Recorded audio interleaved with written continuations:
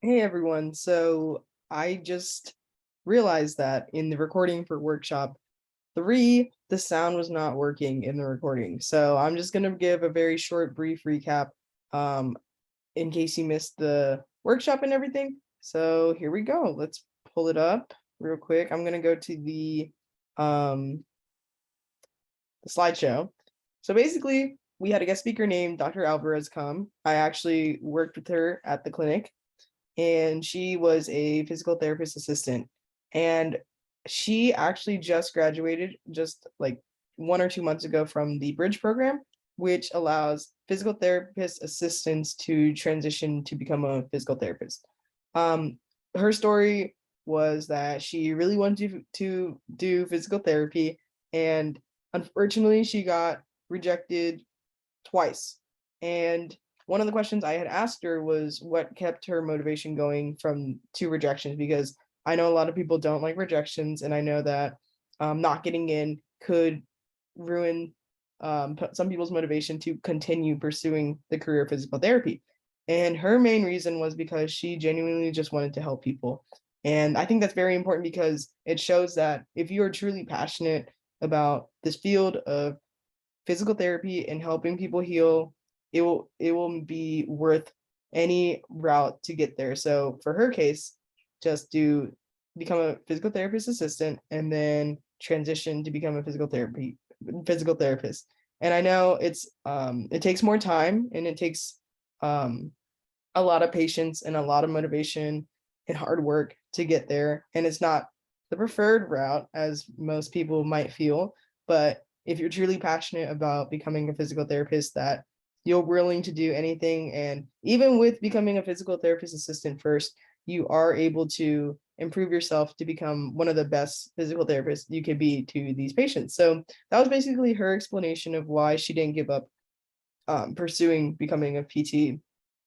And I think it's a great reason because it does just show the passion she has for this field of helping people heal and recover. So I think that's really important, just to remember that it is annoying to be quote unquote behind and not on the schedule and the route that you'd want to be on. But if you really want this, a little more time is not going to hurt anyone. The career physical therapy is still going to be there. It's honestly just up to you and your motivation to get there and see what you'll do to get there. So yeah, I thought that was really inspiring to hear. And so here's some information. I'm going to try to sum it up as best as possible. If you have any questions about the Bridge program or more specific questions, don't be afraid to message me privately. I can reach out to her. I can give you her contact information if you have any specific questions that I'm unable to answer. But here's the brief little summary of what she presented during our workshop. So the Bridge program, there's only 2 programs in the US, here in Texas and then in Ohio. So it's really convenient that we're already here. We have access to a nice Bridge program, not too far. We wouldn't have to pay any out-of-state tuition. We wouldn't have to travel too far. So I think that's a great thing and like a really nice advantage of being in Texas right now.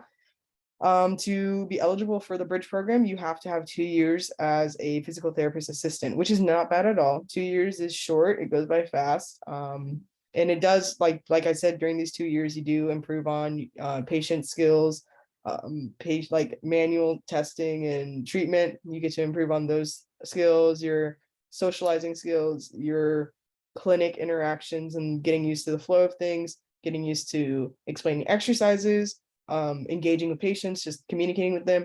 So yeah, it's 2 years, but in those 2 years, you're going to be improving a lot of things as far as your work and your personality and your work ethics. So I think that's really nice and really convenient too, like a really short amount of time that lets you become eligible for the Bridge program.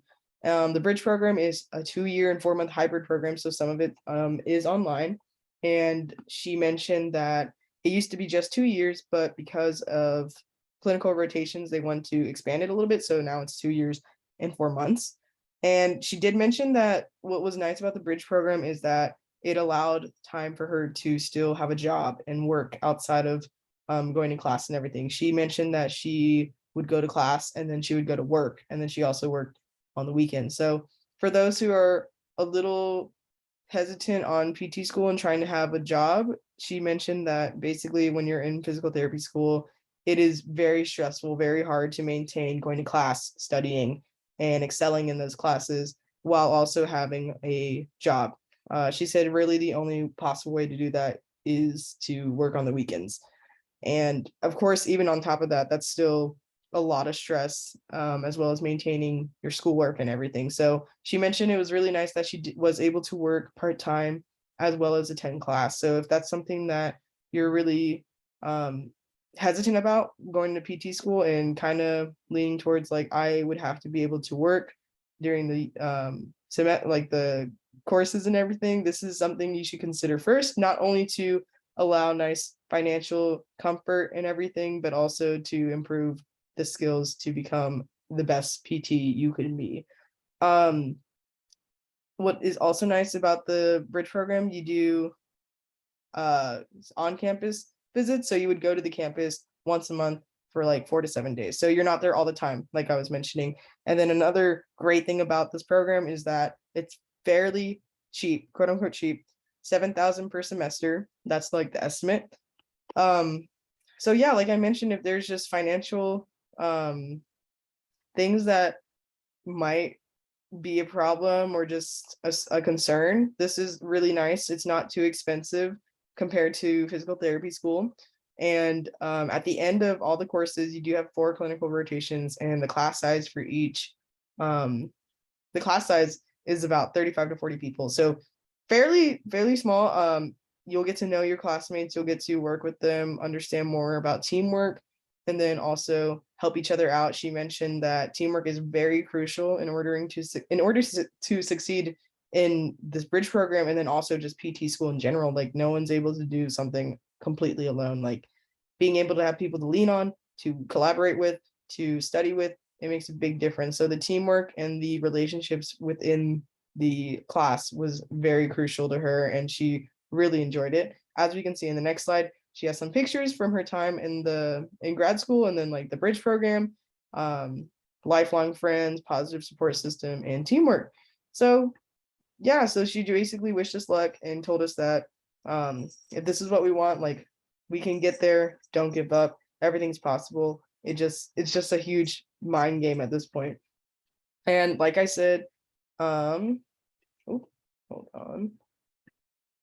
Like I said, if y'all have any questions, please don't be afraid to reach out to me. I have her contact information to ask these questions, or if you want to hear more about some other questions, I can share her contact information as well. I'm so sorry for the technical issues of getting the sound to record as well as the video. But I hope this is a nice little recap of everything and provides you all with a alternate route for another possible way to become a physical therapist, especially for those that are a little doubtful about applying to PT school and are afraid of possibly getting rejected from PT school. This does provide an alternate route for you to improve those skills, to get more experience with patients, with patient care and everything. So I think this is really insightful. And once again, I do apologize for the malfunction, but I hope this recording does help fill you in and recap on everything that you missed. So yeah, if you have any questions, just let me know. Thank you for watching this video.